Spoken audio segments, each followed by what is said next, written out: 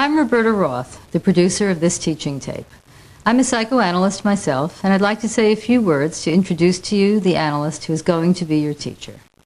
No one is better known today in the field of psychoanalysis than the person you're about to hear, Dr. Charles Brenner. He is the author of a book called An Elementary Textbook of Psychoanalysis that has served as an introduction to the field for generations of students. In the years since its publication, it has gone through 2 editions totaling nearly 1 million copies in 9 different languages. He is the teacher of psychoanalysis par excellence, as this tape will prove. He's famous for his ability to make even the most complex and difficult aspects of psychoanalytic theory intelligible to his students around the world. Dr. Brenner, like Freud himself, began his career as a neurologist, but his contributions to the field of psychoanalysis during the past 60 years are far too numerous to list in detail. In this tape, he discusses The Mind in Conflict, which is one of 4 books he has written, in addition to nearly 100 professional articles. He is a past president of the American Psychoanalytic Association, visiting professor of psychoanalysis at the University of Pennsylvania, professor of psychiatry at the State University of New York, and recipient of the Sigourney Award for outstanding contributions to the field of psychoanalysis, to mention only a few of the honors that have come to him in the course of his career. Without further ado, I'll turn you over to Dr. Brenner himself. Thanks. Greetings. My name is Charles Brenner. I'm the author of a book called The Mind in Conflict. The tape you're watching is intended to help you understand the ideas that are contained in the book, what it's all about, and how I came to write it in the first place. My reason for writing it, as you'll see, grew out of what I was able to understand about the nature of the problems that brought my patients to seek the help that psychoanalysis has to offer. I'm a psychoanalyst. My background includes experience in medicine, especially in neurology, but by far the most of my professional life has been devoted to the practice and teaching of psychoanalysis. The teaching I've done up to now has always been face-to-face with my audience, or else by writing articles or books. This is the first time I've taught on tape. But even though I can't see you as I'd like to do, even though you're an invisible audience rather than a visible one as I'm used to, I hope I can put across what I want to tell you.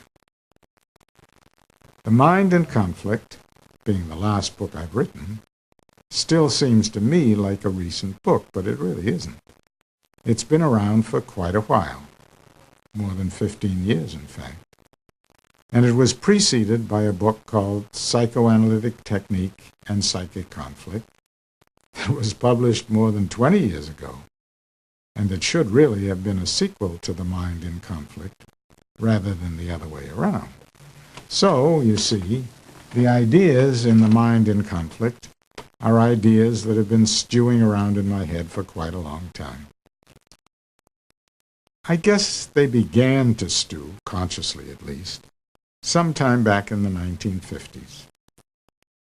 At that time, analysts believed that patients who were diagnosed as masochistic characters weren't suitable for analysis. They believed that largely because of what Freud had written back in 1923 in The Ego and the Id. The people he called masochistic characters are ones whose mental lives are dominated by an unconscious need to punish and injure themselves. They have a need to suffer. When they're in analysis, Freud said, or when they're in any other form of therapy, they show what Freud called a negative therapeutic reaction. That is, instead of getting better, they get worse. As soon as insight brings them some relief from suffering and some prospect of a better, more enjoyable life, bingo, they manage to hurt themselves or foul up their lives somehow, or maybe just feel worse than ever. Their unconscious need to suffer is so strong that it just negates the therapeutic value that analysis normally has. For that reason, Freud said back in 1923, there's no point in even trying to analyze them.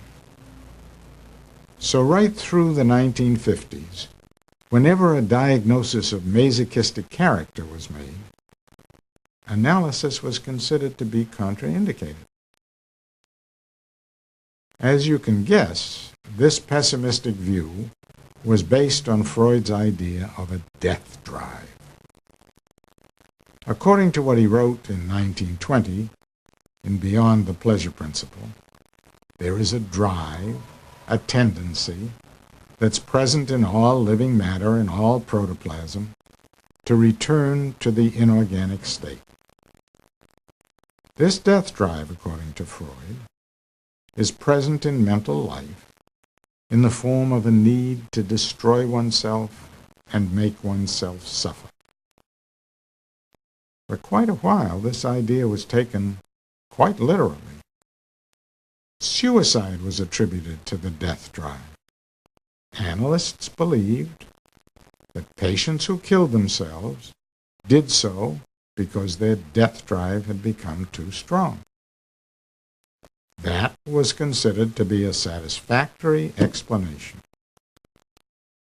And the same explanation was given for why some people suffered from masochistic character pathology, why they had to make themselves suffer and fail in life, even if they didn't go so far as to actually kill themselves.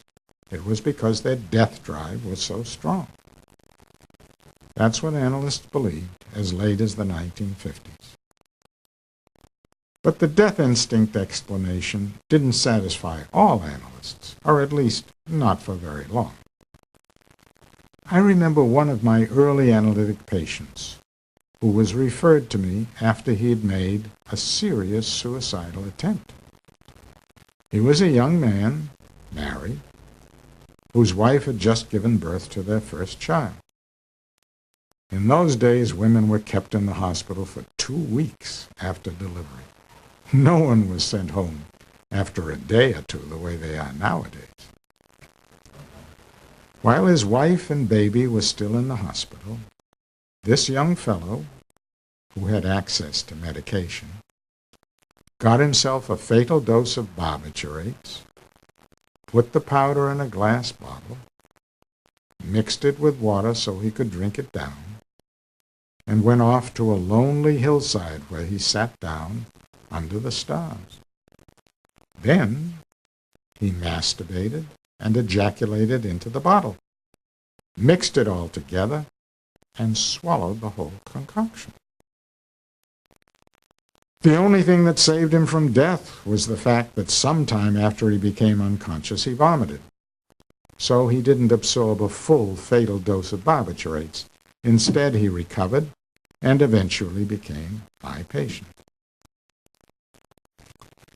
Naturally, his story made a great impression on me, and it doesn't take much to realize that there was a lot more involved in his suicidal behavior than just a strong death drive. Just the fact that he'd masturbated and made his semen part of the concoction that was intended to be fatal is enough to make it clear that some sort of sexual fantasy was involved in his wish to kill himself. Anyhow, as I say, I was far from being the only analyst who wasn't satisfied with the explanation that the death drive theory accounts for the kind of self-injurious behavior shown by patients who were diagnosed as masochistic character disorder, let alone accounting for suicidal behavior. At the time I was talking about, back in the 50s, I happened to have a few patients in analysis whose symptoms seemed to me to warrant the diagnosis of masochistic character. One of the things that impressed me was that their suffering and their self-injurious behavior wasn't only a way of punishing themselves for bad, sadistic wishes. It was also part of a fantasy of gratification of unconscious sexual and aggressive wishes. I remember one patient, a woman in her 30s, whose analysis reached a stage after several years where it seemed to be making no progress at all.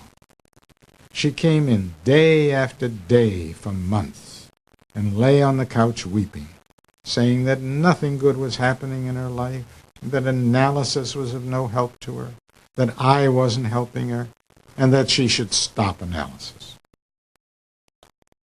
From her occasional dreams, and from her associations in general, I was convinced that she had the same sort of unconscious, sadistic, castrating wishes toward me that she had had toward her father and brother as a child.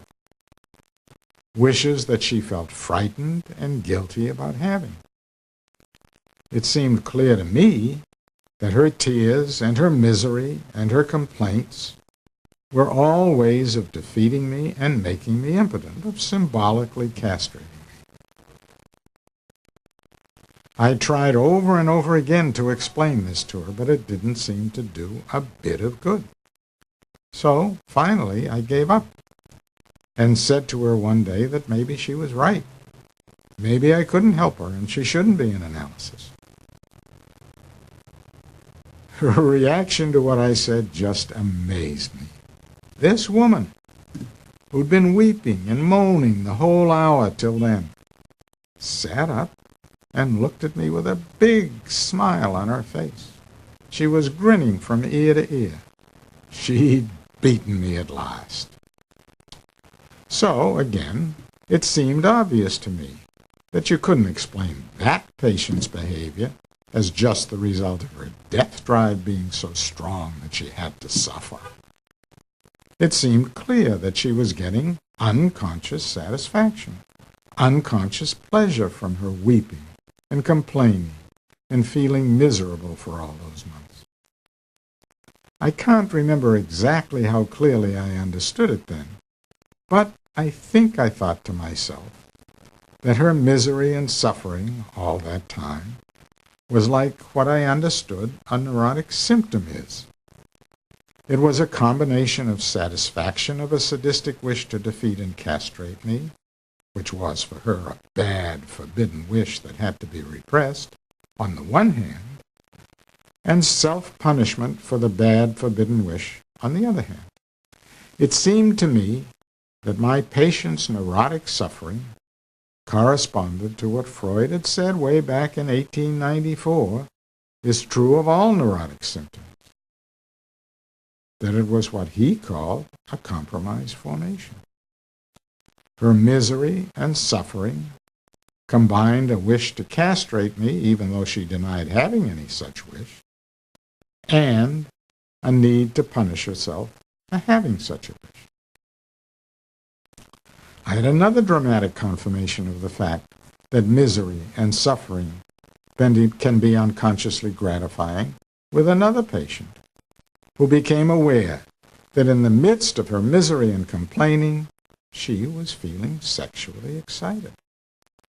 Much to her surprise, she confirmed by her own genital sensations what I had been saying to her about the evidence from her associations, that her misery expressed unconscious sexual wishes.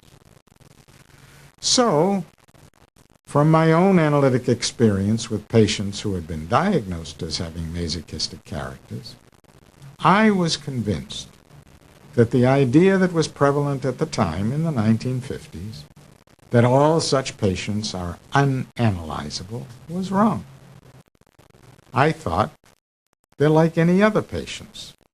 Some of them are analyzable and some of them aren't, depending on lots of different factors that vary from patient to patient, including how severe their conflicts are, that is, how sick they are. But the idea that all patients with masochistic character disorders are unsuitable for analysis just isn't so, was what I decided. It isn't so that they all suffer from such a strong death drive that you can't expect to be able to alter it by analysis. So I wrote a paper called The Masochistic Character, Its Genesis and Treatment, in which I concluded that, for one thing, the diagnosis of masochistic character doesn't mean that a patient is unanalyzable. And for another, that masochistic character traits are like neurotic symptoms, in that they simultaneously express forbidden sexual and aggressive wishes, defenses against those wishes, and punishment for having them and trying to gratify them. Only, instead of using the term compromise formations to characterize them, I said that they served more than one function at one and the same time. That they served a multiple function, which was a term I borrowed from a very early paper of an analyst by the name of Robert Velder. In fact, I said, all character traits serve a multiplicity of functions. They all conform to the principle of multiple function. It took a while, a few years, for these ideas to sink in, to become generally accepted. But they were accepted after a while by very many, most analysts. The idea that masochistic character traits constitute a contraindication to analysis simply disappeared. It hasn't been mentioned since the early 60s. The other idea, the idea of multiple function, became very popular. To judge by the frequency with which I heard it referred to, it was absorbed into the thinking of a majority of the analysts in this country. That was a long step in the direction of one of the major theses of the mind in conflict, namely that everything in mental life is a compromise formation. But it was still only a step. I still wasn't clear in my own mind about the evidence that everything follows the principle of multiple functioning, that everything is a compromise formation, whether it's a part of normal mental life or whether it's part of a patient's psychopathology. What was clear was only that everything in mental life that was pathological, everything that was part of what had brought the patient to seek help from analysis in the first place, was a compromise formation that conformed to the principle of multiple function. What took a long time to fully realize is that what is true of the symptoms that bring patients to seek help from analysis is just as true of the thoughts, the wishes, the emotions, the fantasies, the plans, and behavior that belong to what we call normal mental functioning. That's the principal thesis of the mind in conflict. It's that all of mental functioning, both what's called normal and what's referred to as pathological, is a compromise formation. All of mental functioning is determined by conflicts that have their origins in the wishes and fears of early childhood. To appreciate how big a leap this is in the understanding of mental functioning, you have to realize that the prevalent idea in the 1960s about the relation between mental health and mental illness was just the opposite of what I've just said about everything being a compromise formation, whether it's normal or whether it's pathological. The prevailing idea was that what's pathological is characterized by conflict and compromise formation, but what's normal is characterized by an absence of conflict. Analysts thought of the normal part of the mind as a conflict-free sphere of mental functioning. This was an idea that had its origins in Freud's famous epigram, usually translated as, "Where id was, there shall ego be." I don't think that's a very accurate translation of the German, but that's beside my point. The point I want to make is that what Freud was saying is that the neurotic part of a patient's mind functions differently from the way the normal part functions. His idea was that the neurotic part of the mind functions in terms of conflict, in terms of repugnant wishes, anxiety, defense, and compromise formation. But he thought that the normal part of the mind deals with the repugnant wishes of childhood origin in a different way. It deals with them by what Freud called judgmental repudiation, which is, presumably, a more mature and effective method, and that's what Freud said that analysis accomplishes. That's what it means to replace id by ego. That's the aim of analysis. It means to replace conflict and compromise formation by judgmental repudiation, which was supposed to be the normal and mature mode of mental functioning. Hartmann seized on this idea of Freud's and elaborated upon it. He coined the phrases conflict-free sphere and neutralization of energy, and he used them to distinguish normality from pathology in mental functioning. According to Hartmann, if the ego is functioning in a conflict-free way, things are normal. If ego functions are involved in conflict, there's psychopathology. From the time I arrived in New York from Boston and became a student at the New York Psychoanalytic Institute, I was a member of a study group that consisted of 4 analysts: Dr. Jacob Arlo, Dr. David Barris, Dr. Martin Wong, and myself. We came to the conclusion in the 1960s that the idea of a conflict-free sphere of ego functioning is all wrong. We thought that if psychoanalysis has demonstrated anything, it has demonstrated that conflict plays a far greater role in mental functioning than anyone had dreamed is the case before Freud began making his monumental discoveries with the help of what he called the method of free association. In fact, we eventually decided to discuss the subject with Hartmann, with whom we were all on very friendly terms. But by the time we got around to it, he was no longer well enough for the discussion to be really profitable. We all got together and had a very pleasant evening, but we didn't get down to presenting our differences and discussing them in a meaningful way. He was obviously not up to it, and we didn't press the matter. Another analyst, whose name was Ernst Chris, had been a close friend and associate of Hartmann. He never directly challenged the idea that normal ego functioning is conflict-free, but he did make some suggestions about certain features of normal ego functioning that led in a different direction. He had been an art historian and museum curator before he became a psychoanalyst.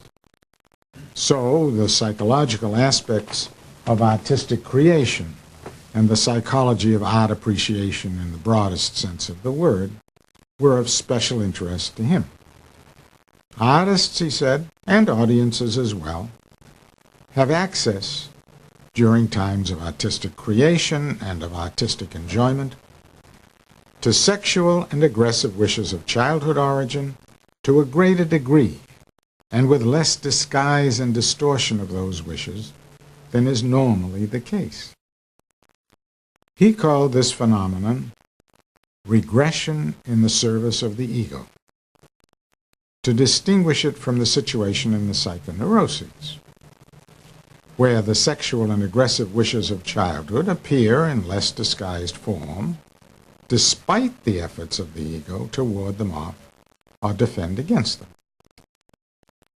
Chris's idea was that in the situations he referred to as regression in the service of the ego, the regression is optional, so to speak, and can be interrupted or reversed at any time.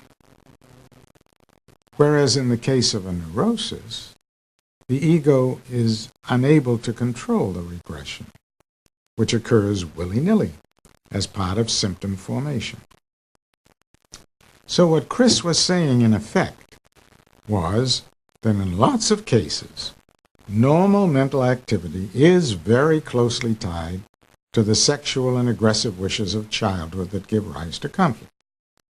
Of course, the idea was that this kind of regression occurs only occasionally and temporarily, and that most of the time in adult life, our minds function in the ways that Freud considered to be characteristic of normality in mental functioning. That is, according to the reality principle and the secondary process, with due regard for logic, lack of inner contradictions, guided by reason, with awareness of time and other conditions of external reality, and relatively unfettered by the demands of sexual and aggressive wishes of childhood origin. I said that Chris's idea led in a different direction from Hartman's for this reason. What Chris had to say concerned principally various aspects of art, but it's clear when you stop to think about it that what he had to say about art is just as true of the psychology of avocations and games, for example. Also of all sorts of manifestations of humor and the comic. Take a few examples. What's funny about seeing someone slip on a banana peel? If you're walking along the street and it happens to someone, especially a nice elderly person, there's nothing funny about it at all. Instead of laughing, you'll run over to help. But if it happens in a farce on the stage or on the screen, it's hilarious. There are comedians whose specialty is what they call pratfalls. When they want to laugh from the audience, these comedians purposely fall flat on their faces, or seem to. In fact, they know how to fall so that it looks as though they're falling on their faces, even though their faces don't really hit the ground. They know how to fall in a way that doesn't hurt them at all. So, when you see someone slip or fall in a way or in a situation where you know that they haven't hurt themselves, where you know that it's only make-believe, and that it's okay for you to enjoy their apparent clumsiness and discomfort, then you can really enjoy it and laugh out loud. You can take pleasure in your childhood aggressive, sadistic, competitive wishes that you normally restrain because of the anxiety, the guilt, and the shame connected with them. Clear case of regression in the service of the ego. The same with childhood sexual wishes, let's say voyeuristic ones. A famous comedian once said that there are two surefire ways to get an audience to laugh. He said this in front of an audience and demonstrated the truth of what he said at the same time. One way to get a laugh out of an audience, he said, is to hit your straight man over the head with a rolled-up newspaper. The other is to drop your pants. He immediately did one after the other and got the response he'd predicted both times. The audience laughed hilariously. Again, regression in the service of the ego. In fact, all of what we call dirty stories are examples of regression in the service of the ego. I remember, when I worked in a summer camp for girls, being impressed by the fact that a group of girls, aged 7, were convulsed with laughter over the lines, "The bear went over the mountain with the little bear behind." What was so funny about a silly pun about a naked behind, I wondered. Then I realized that these were children who had learned only recently that it's not nice to take your clothes off in company. Their conflicts over nakedness was still fresh. To be able to talk about a little bare behind right out loud was a source of tremendous pleasure to those 7-year-olds. Take games for another example. What's the object in chess? To kill your opponent's king. In fact, during the Middle Ages, it was forbidden to play chess in some countries for just this reason. No one was to be allowed to enjoy killing a king, even in make-believe. For the same reason, that is, because it had to do with killing a ruler who was practically a king, Shakespeare's Julius Caesar was frowned upon and hardly ever performed in England throughout the 18th century and well into the 19th. No one is actually killed, either in chess, which is after all just a game, or in Julius Caesar, which is just a play. But the intent to murder and the accomplishment of that intent, if only in fantasy, is part of the pleasure in both. So, here again is an example of adults taking pleasure, under special circumstances, in gratifying sadistic wishes that since childhood have been defended against because of the guilt and anxiety associated with them. So, Chris's idea about forbidden childhood wishes being regressively gratified at the pleasure of the ego, regression in the service of the ego, turned out to have a much broader application than was first thought. In 1968, I published a paper that I called Archaic Aspects of Ego Functioning. In that paper, I built on Chris's idea, but I went considerably beyond it. What I did was to point out that normal mental functioning is by no means always as logical, as consistent, and as bound to reality as analysts think of it as being. Take the case of a word that has one meaning being used to mean exactly the opposite.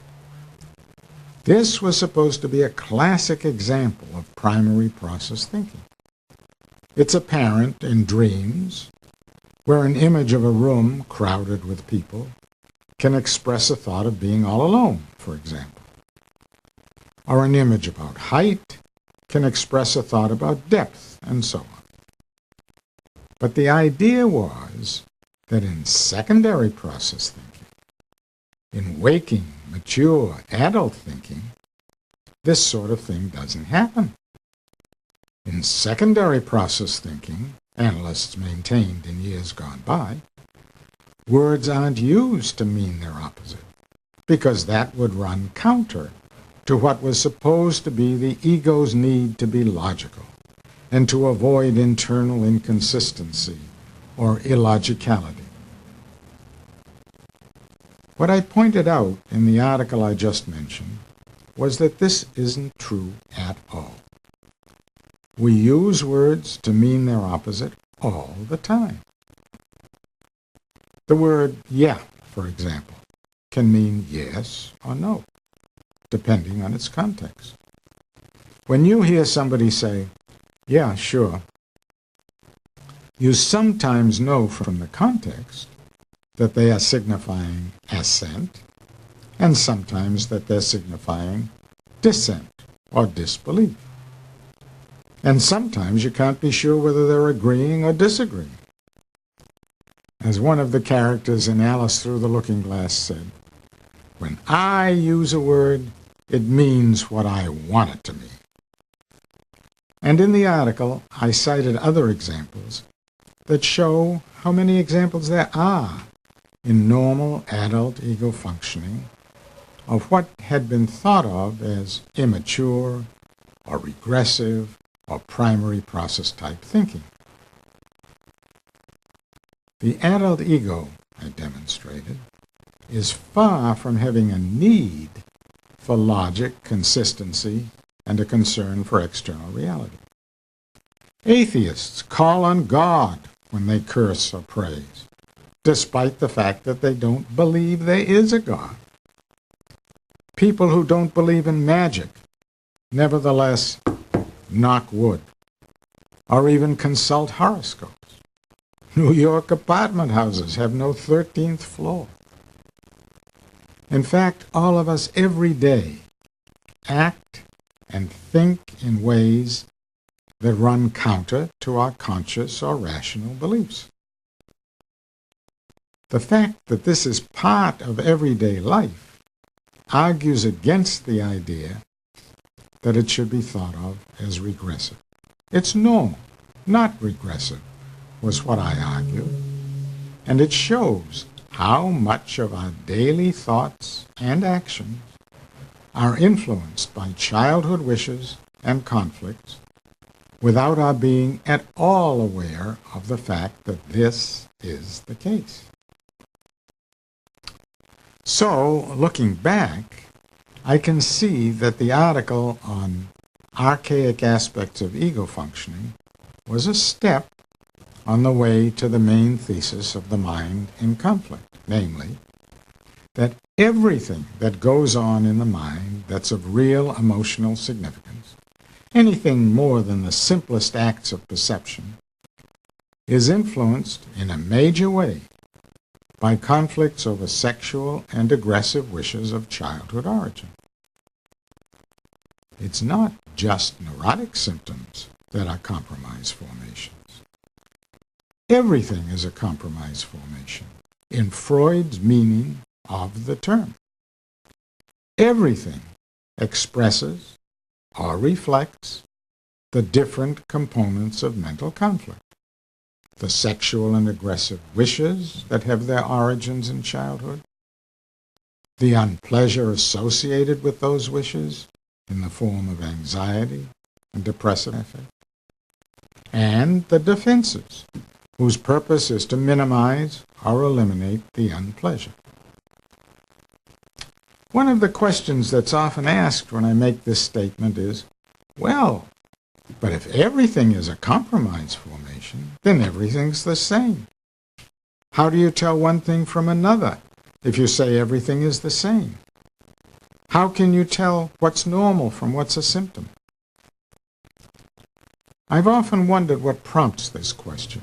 After all, Freud said long ago that every psychogenic symptom, every neurotic symptom, is a compromise formation. The very same people who complain that if you say everything is a compromise formation, you won't be able to tell one thing from another, aren't troubled at all by the idea that every neurotic symptom is a compromise formation, no matter what kind of symptom it is. The fact is, of course, that to say that everything is a compromise formation doesn't mean at all that everything is indistinguishable from everything else. There are lots of kinds of compromise formation. In fact, every compromise formation, normal or otherwise, is unique. No two can be identical, whether each belongs to a different person or whether both belong to the same person. When I say that everything is a compromise formation, I'm only saying that the mind is always working to achieve a maximum of satisfaction with a minimum of unpleasure. That's the way our minds work. They can't work any other way. We're always trying to satisfy our sexual and aggressive wishes, and at the same time, at the very same time, to avoid or minimize the unpleasure associated with those wishes in our minds. If you think of it that way, it's easy to see that there's no paradox involved at all in saying that everything is a compromise formation. There are a couple of other important ideas in the mind in conflict that come to my mind at this point and that I want to comment on. One has to do with the unpleasure that triggers conflict, and the other has to do with defense. Freud's ideas about the relationship between unpleasure and mental conflict developed over a long period of time, 30 years maybe. The history of their development is a very interesting one, I think, and well worth reviewing. To start with, you have to realize a couple of things. One is that as far as he was concerned, the unpleasure associated with conflict is of one sort only. It's anxiety. The other is that he had what you might call a Darwinian view of anxiety. To Freud, anxiety isn't something tied to ideas like the expectation or anticipation of danger. Anxiety is an emotion. He used the German word affect, which is usually translated as affect, that exists in other animals as well as in humans. Animals that can't or don't think in words at all. That's because anxiety has a definite survival value for those species in which it is found. So he didn't say that other animals or newborn human babies can be observed to experience distress under certain circumstances, along with various motor and visceral reactions like screaming and running away or crouching down motionless. As far as Freud was concerned, what such individuals, human and otherwise, experience in situations that an observer like you or me can easily see as dangerous to the individual's survival or well-being, what they experience in such situations is anxiety. You may wonder why I bother to explain all this that seems to have so little to do with ordinary day-to-day clinical work. But the fact is that it is clinically relevant. It means that according to Freud, anxiety can be without content. A person can be anxious without there being anything that they're afraid of.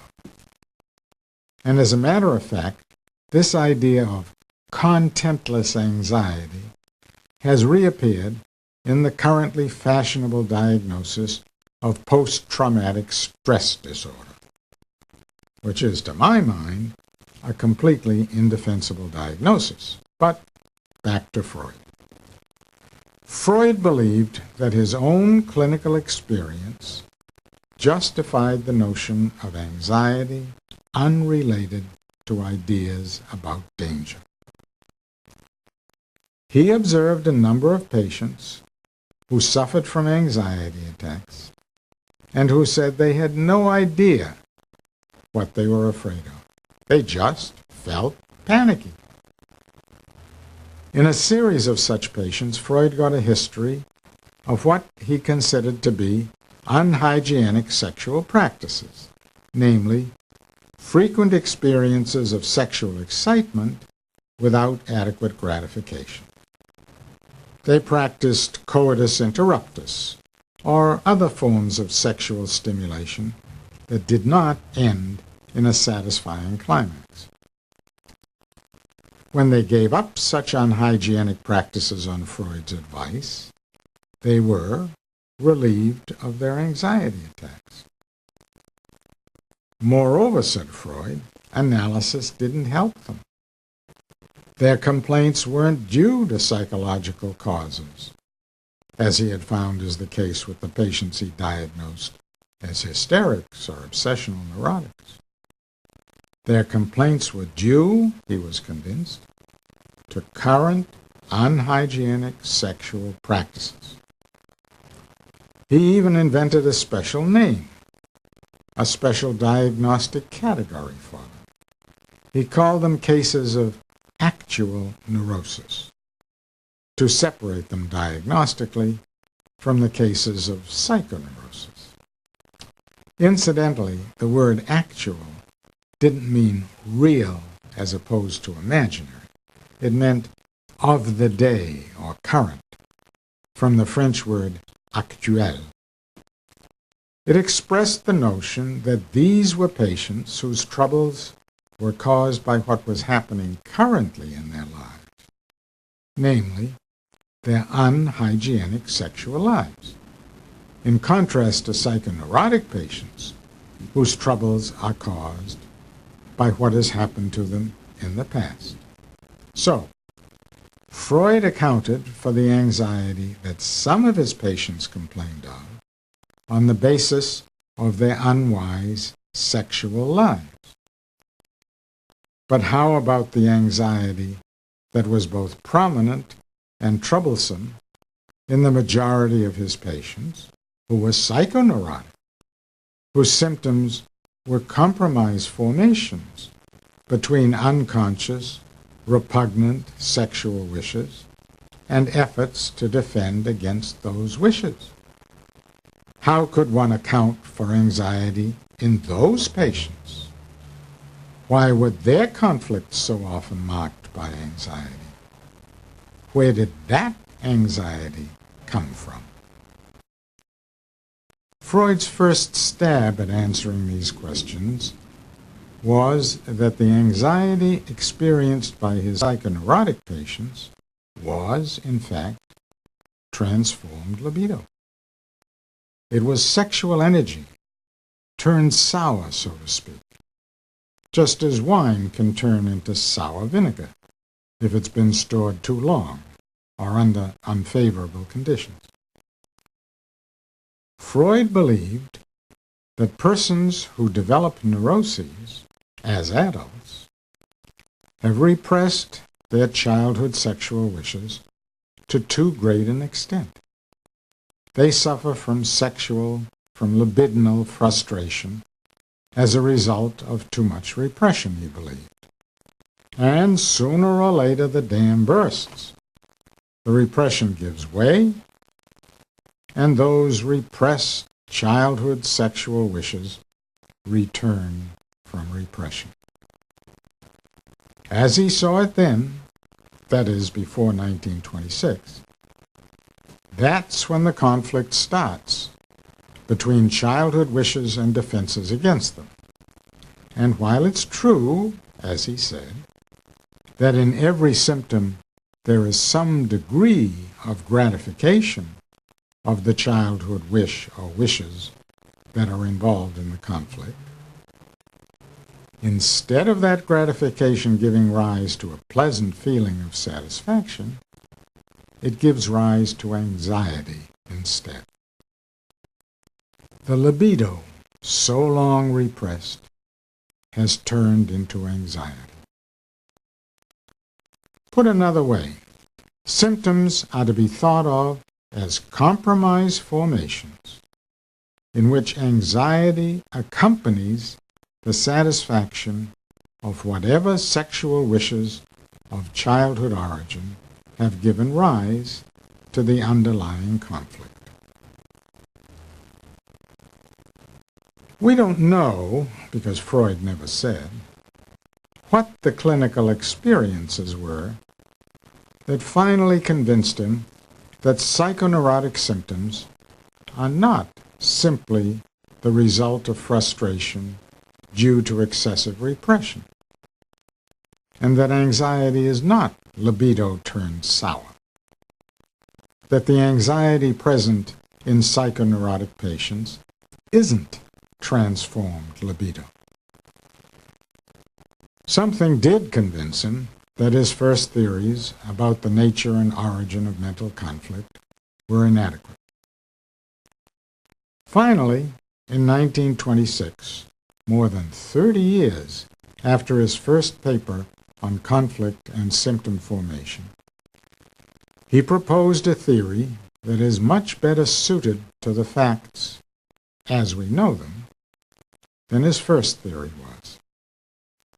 He said that the fact is that childhood sexual wishes become associated with various dangers, with the danger of abandonment, with the danger of loss of love, and with the danger of castration. These dangers may be only fantasies in the child's mind, but to the child, they're real. They frighten the child. And it's because of the fear, the anxiety they arouse in every child's mind that the sexual wishes of childhood give rise to conflict and to defense.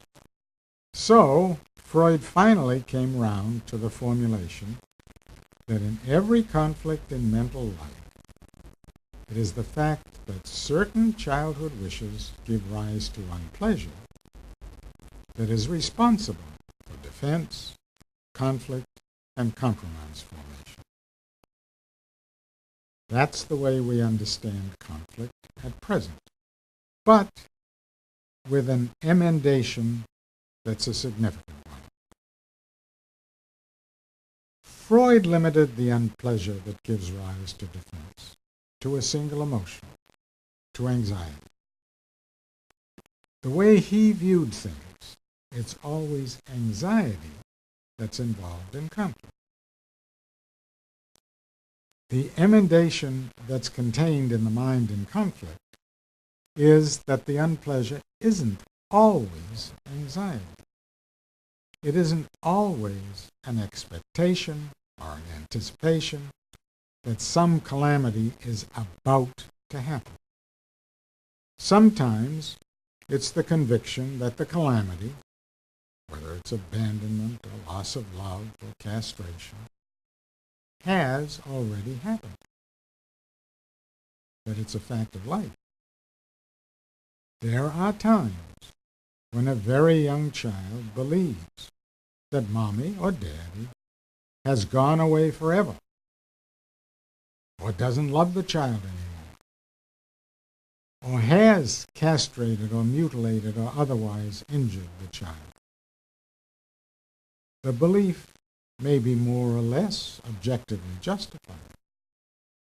It may be largely just the child's fantasy, but it's what the child is convinced is the case. And that's what's important as far as the child's reaction is concerned. Whichever is the case, however much is fantasy and however much reality, the child will react in such a way as to reduce the unpleasure arising from the conviction that it is abandoned, unloved, or castrated. The fact is that unpleasurable affects other than anxiety can cause defense and conflict. This represents an addition to Freud's ideas about what triggers conflict. You'll find this matter discussed at some length in various parts of the mind in conflict. I've used the term depressive affect for the emotion of sadness or pessimism or misery or despair that contains the idea that one has been abandoned or rejected or castrated. That one or all of those calamities is a fact of life. I don't know whether depressive affect is the best term to have chosen, but at least it can act as a reminder that when you see a patient in whose symptomatology sadness or pessimism or misery or despair plays a prominent role, you can expect that the conflicts that give rise to that patient's symptoms, the conflicts that give rise to that patient's compromised formations, are conflicts in which a big part is played by the conviction that the patient's sexual and aggressive wishes of childhood origin have resulted in the patient having been abandoned or rejected or castrated. It's interesting that Freud realized this very early, without taking much account of it in his theories about mental conflict. He wrote about the psychology of the exception way back in 1916.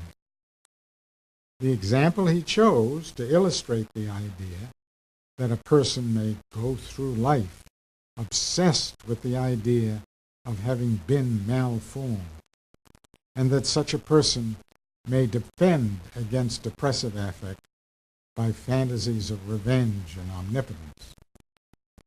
The example he chose as an illustration was a character from fiction. It was Shakespeare's Richard III, who was supposed to have been born hunchbacked and who vowed vengeance on the whole world for having had this bodily malformation inflicted on him. What Freud wrote about Shakespeare's Richard was clinically very shrewd, very insightful. And he even drew an analogy with the psychology of some women who feel themselves to have been castrated just because they're women. But as I say, he didn't pay much attention to these observations when it came to generalizing or theorizing about mental conflict. As far as he was concerned, conflict is triggered by anxiety and by nothing else. The other thing I want to talk about is defense. Freud's first idea was that defense and repression are synonymous. A frightening or repugnant sexual wish is defended against by being barred from access to consciousness, was the idea. In his monograph called Inhibition, Symptoms, and Anxiety, published in 1926, he changed that. He said that there is more than one way in which a person can defend against a wish that is associated with danger and anxiety. Repression is one defense mechanism, he said, but there are others, like, for instance, isolation or reaction formation. This line of thought was expanded by Freud's daughter, Anna, in a book called The Ego and the Mechanisms of Defense. She listed 10 or so defense mechanisms as well known, and added a couple of new ones, like identification with the aggressor and altruistic surrender.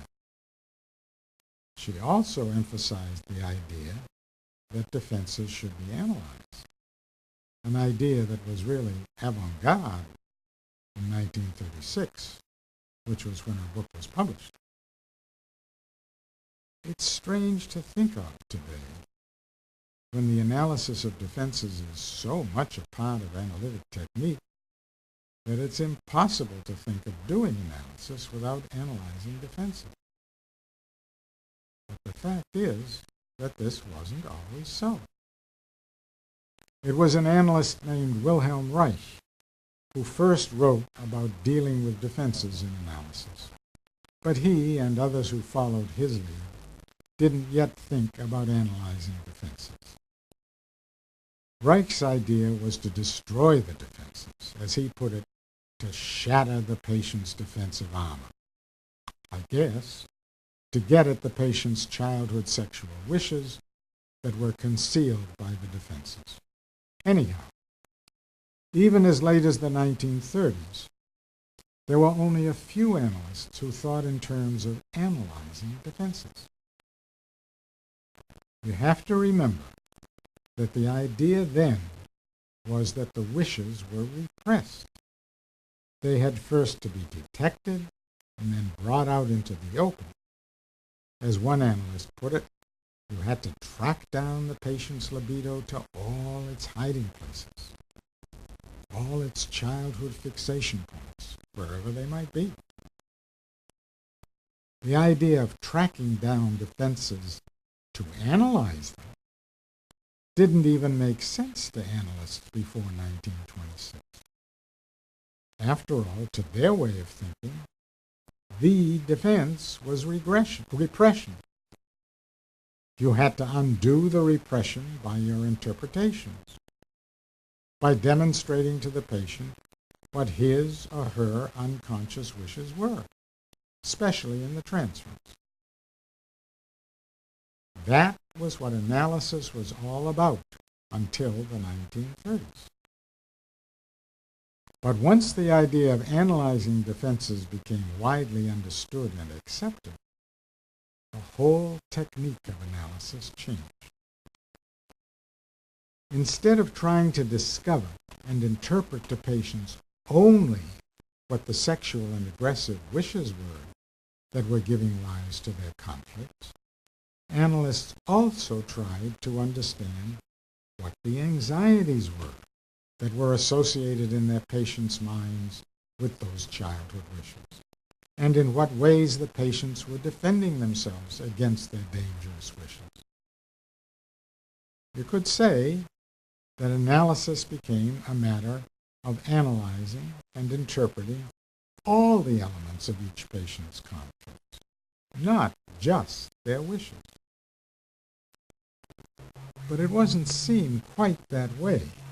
Analysis that included analysis of defenses was called ego analysis or defense analysis, as though the childhood sexual wishes weren't also part of the analysis, as though id analysis had been abandoned, and analysts were only interested in their patients' defenses, in their egos, which is certainly a misunderstanding of what so-called defense analysis is really all about. But that isn't something I want to go into now. That has to do with psychoanalytic technique rather than with how the mind works, especially what part conflict plays in how the mind works. What I want to go into now is a different misunderstanding, namely the misunderstanding that resulted from the term defense mechanism. Everyone who studies analysis is familiar with the list of defense mechanisms. It starts with repression, then there's regression and reaction formation, and isolation and identification with the aggressor, and turning passive into active, or the reverse, and projection and denial and undoing, and maybe altruistic surrender. The idea of a list like the one I've just given is that it should include all the different ways in which people defend against sexual and aggressive wishes of childhood origin that arouse or threaten to arouse unpleasure in the form of anxiety, depressive affect, or both. But the fact is that you can't compile a list that will include every possible kind of defense, for the simple reason that anything that the mind is capable of can be, and sometimes is, used defensively. Whatever a person does or thinks that reduces unpleasure associated with childhood sexual and aggressive wishes deserves to be rated a defense, and that includes anything the mind is capable of. Every defense is a way of saying no to something. It may be, no, I don't want to marry my mother or father, or no, I'm not afraid of being castrated or rejected or abandoned, or no, I don't want to punish or injure or destroy myself. To that extent, all defenses are alike. They're all ways of denying something, ways of deceiving oneself about something. All defenses are ways of diminishing unpleasure. In fact, that's the only way you can define defense. Whatever one thinks or does that diminishes unpleasure qualifies as defense by definition. The thing I'm trying to say is that you can't make a nice little list that includes them all. because anything that reduces unpleasure is a defense, or better serves the function of defense. Any mental mechanism can be used defensively, but there's no short list of defense mechanisms.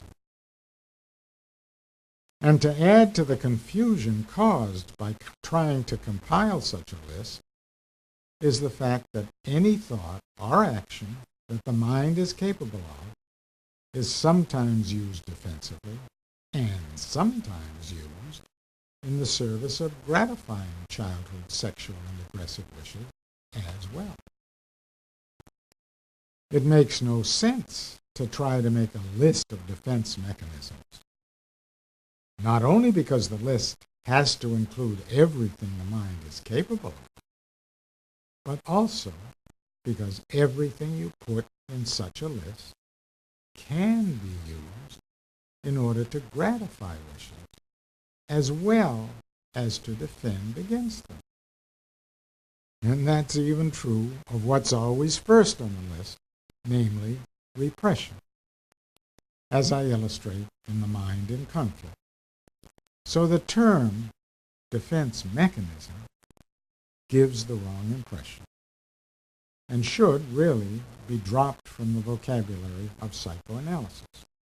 Not the idea or concept of defense. That's anything but outmoded or wrong. It's an essentially important part of our whole understanding of mental conflict, both in health and in illness. It's just the ambiguous term defense mechanism that we'd be better off without, for the reasons I've just summarized. And now I thank you for your interest in my book and for having listened to what I've said about some of the ideas it contains. I hope your having done so will make reading it both more profitable and more enjoyable.